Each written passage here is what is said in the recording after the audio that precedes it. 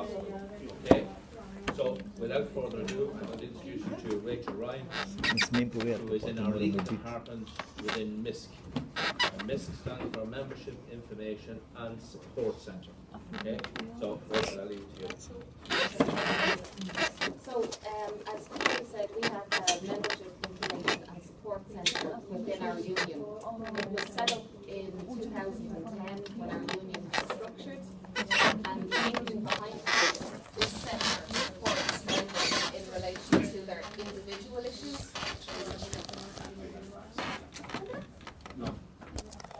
I've never had that complaint before. No, it's for my thing is I am interpreting and I need to talk at the same time as I listen to you, and my voice covers what I'm trying to listen because I don't have headphones. Okay, am I speaking too quietly? Or Yeah. fast? No, not quietly, just so louder. Oh, louder? Yeah, I'm please. never told that at all, ever. But it's nice. Speak loud. Okay, so as I said, our Membership Information and Support Centre was set up in 2010 when our union reorganised itself, and the Membership Information and Support Centre is known as MISC, and it deals with our members' individual employment rights as well as their industrial relations issues. So, just to tell you what the MISC does, it deals with individual cases only, and it provides information, advice and advocacy to individual members. However, we maintain a strong link with the organisers that work in the divisions who look after collective issues, and we also maintain a strong link with our shop stewards who work in the employment on the ground.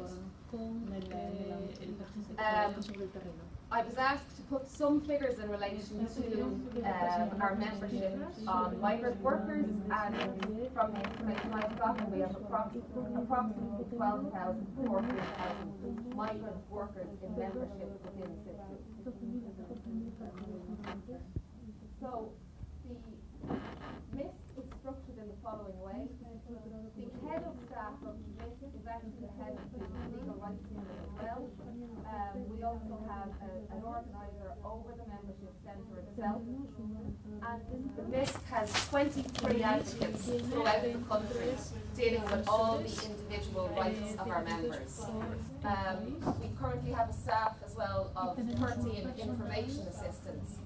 The information assistants would work with the kind of lowest level queries that we would get in relation to employment rights and individual issues.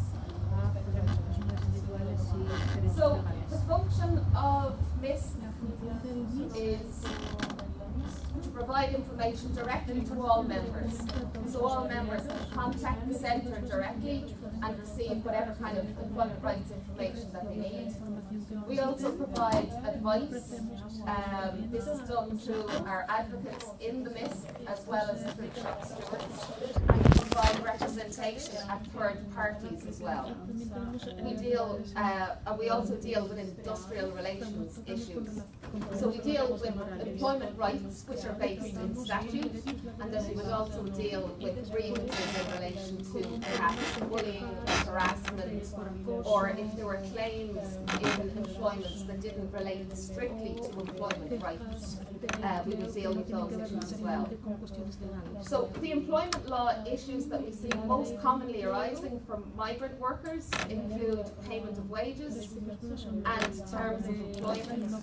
That would relate somewhat back to what Helen was saying from the Migrant Rights Centre. So the biggest issue would be non-payment of wages for migrant workers, and also terms of employment. We have a piece of legislation called the Terms of Employment and Information Act, which says that you have to be provided not with a contract of employment but with minimum terms and conditions of employment, and quite frequently that's not the case at all. As Helen has illustrated, she would have a high level of migrant workers approaching her centre which don't have contracts of employment at all. The other issue arising for migrant workers would be under the Employment Equality Act.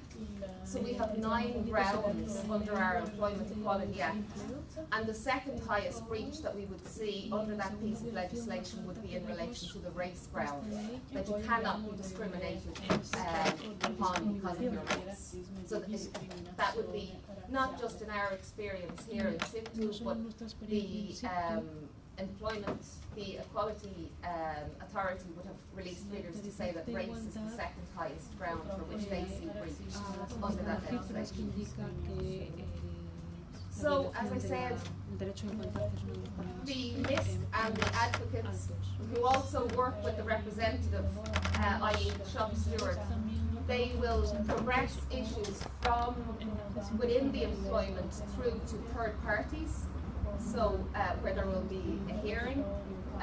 They also do preparation of submissions for those third parties, and then they represent and advocate for our members at the third parties.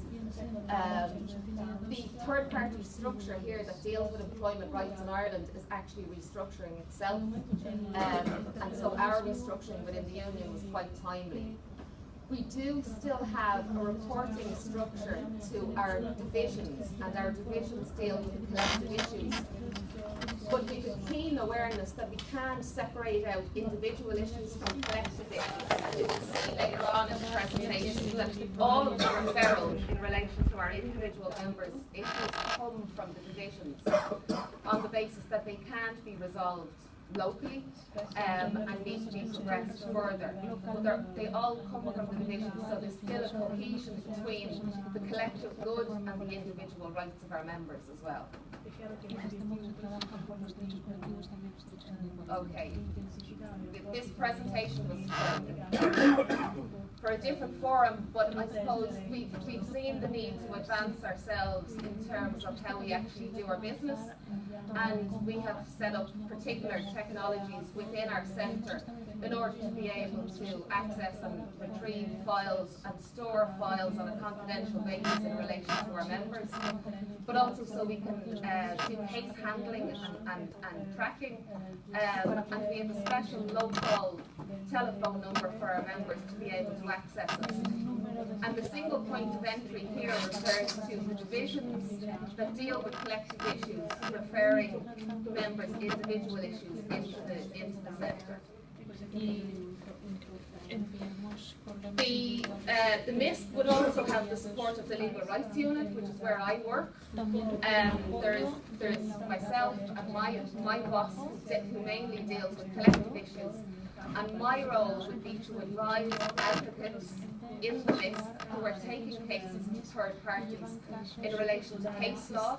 I would do some research if there was a particularly onerous legal issue, and we would also give advice in relation to statutory interpretation.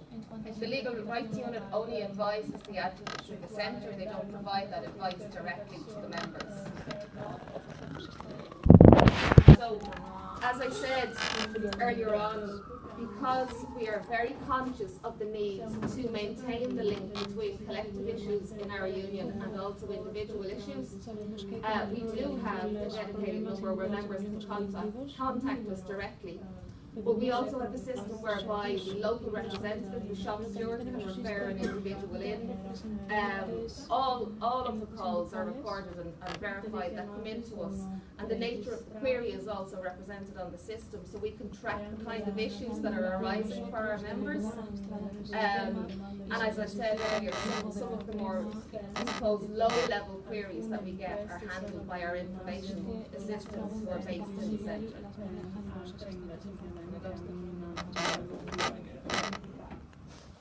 So I suppose, again, most issues are referred in the first instance to our local representative, to our shop stewards who actually work in the employment, for them to try to resolve issues locally. And the representative then handles that issue up to a particular point, and then it can be handed over to the full-time organiser, who then refers that issue into our membership centre, where either the issue can still be resolved internally within the employment, or it can be referred on to a third party. Where we don't have representatives in employment, in some of our employments, and we are getting better at this, but in a small amount of employments we still don't have any representatives, any shop stewards on the ground, and in that case the members' individual issue is referred directly into the MISC by our full-time industrial organisers. Once it's passed into the centre, the MISC advocate takes that case and runs it from start to finish. But at all times there is full communication between that centre and the divisional organiser, so they know what the outcome of the case is within that particular employment. We would be very conscious of setting precedents. Although our members will have individual employment rights, we will also have collective agreements within employments, and it's a case of being able to marry those two issues. We do have, in certain circumstances, the right to refuse a member individual representation if it's going to have an impact on the employment itself, on any collective issues that we have there.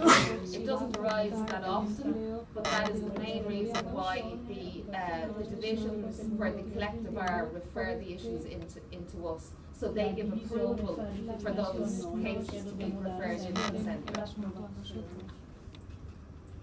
So, as I said, MISC was set up in September 2010 as part of the restructuring of our union.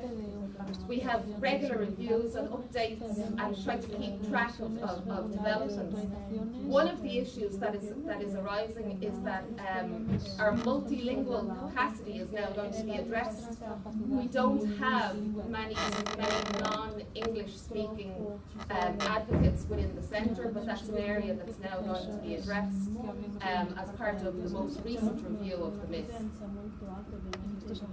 We also, as I said earlier, because of the technology that we use, we're able to do an analysis of the cases that are put through the centre in order to see trends that are arising, and in order to be able to also track outcomes of different cases that have occurred, to create our own precedents and to strengthen our own knowledge in this area.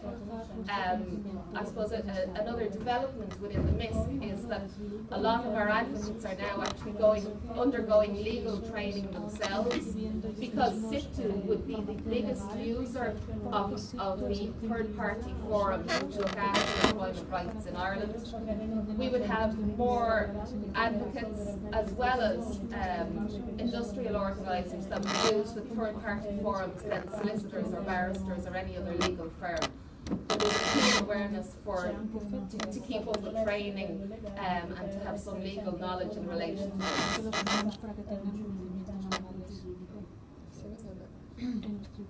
Yeah, I suppose in 2013, one of the outcomes is that we were able to recover approximately 3.9 million for our members that would have taken a case within 2013. Whether that was compensation for being unfairly dismissed, or whether it was because somebody had an illegal deduction made from their wages, or it covers all of the employment legislation, as well as there would be awards made for disputes of interest as well. Disputes of interest, as I said at the start, are not set out under employment legislation, but we're able to pursue them primarily because we're not a union. It's not an area that the legal firms would deal in. So 3.9 million recovered for our members in 2013. Great stuff.